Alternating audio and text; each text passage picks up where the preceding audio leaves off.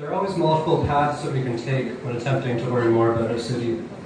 Most often we head for its streets, where we can take in architecture, both old and new, perhaps talk to locals, try new foods.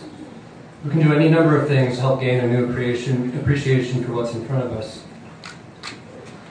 And we are fortunate in that much of Montreal's history is widely promoted and within close reach, often enhanced for us through books, museums, or interpretive centers designed to inform us of what things are and how they used to be.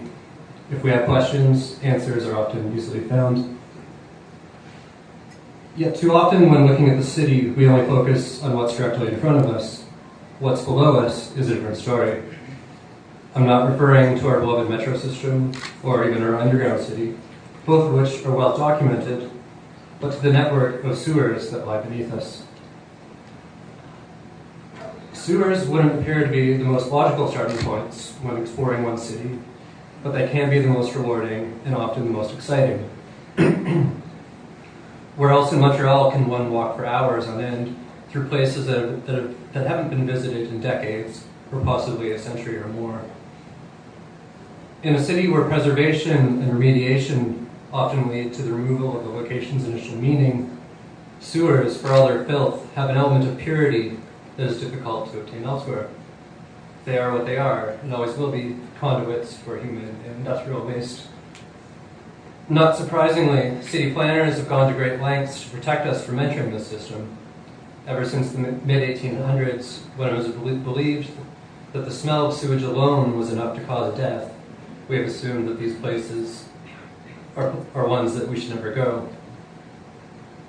But sewers are more than tunnels for human detritus. They are reflections of the time in which they were constructed. Whereas the shape of the city above is constantly in flux, sewers remain as static reminders of our island's history, our ideas and attitudes that no longer exist at ground level.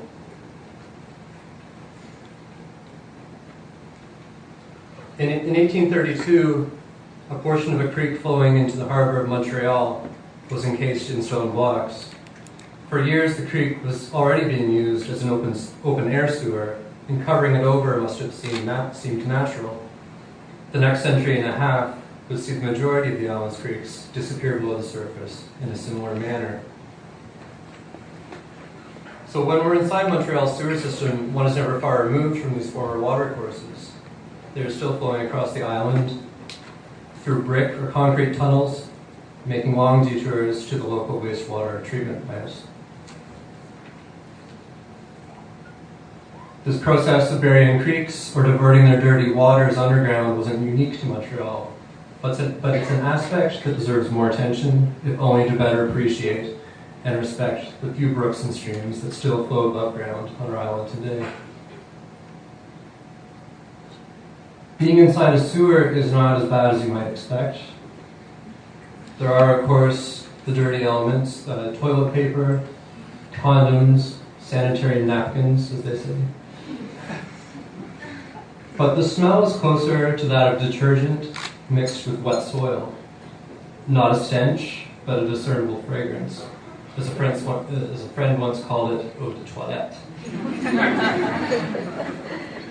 Like abandoned buildings, sewers tend to develop a life of their own after being exposed to the elements. And over time, the effects of wastewater can lead to the creation of surreal environments, oftentimes more cave-like than anything man-made. Again, probably not what you'd expect. The more modern sections of the system have their charms as well. And for those who appreciate the concrete forms of Silo Number 5 or Place des Arts, there is likely some satisfaction to be found here. These are places that modernists might have felt at home. There is some element of danger in all this, in being underground. A heavy rainstorm might cause a sudden flood, and a bad splash of water might lead to stomach problems. But when you're inside Montreal's most extensive car-free zone, these risks often seem minimal compared to the world above. These places are void of any light. The only light that does exist comes with what you provide.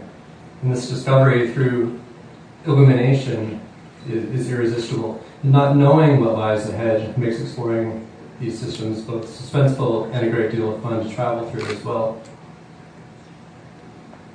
And as a photographer, this exposure of space using artificial light is very much appealing. It is up to you to create the space and to bring it to life temporarily. There's no right or wrong way of doing this, no expectation as to how the location should be depicted. We have a few historical images of Montreal's sewer system. The city archives maintains a box of photos taken between 1930 and 1965, most of which depict construction methods and final inspections. And for the city's oldest sewers, the ones built before the 1900s, only faded plans and handwritten documents exist as records. Given this, it's hard not to feel compelled to bring these spaces to light. Sewers are now routinely inspected via remote control video systems and sonar devices externally. Fewer workers are entering these spaces than ever before, and they're certainly not being paid to take pictures.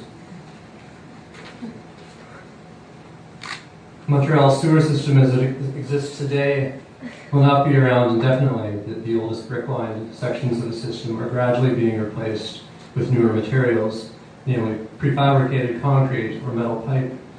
It would be a shame to not have even a minimal visual record of what's left. And exploring Montreal's underground is like rummaging through the basement of an old building. It might not be the most picturesque floor, but it does give us the opportunity to find things left behind by previous tenants and to gain a better sense of the structure's history. Every city has its darkened corners, and whether they're at street level or below us, there's much to be found by looking beyond what's immediately accessible and in sharing the things we find.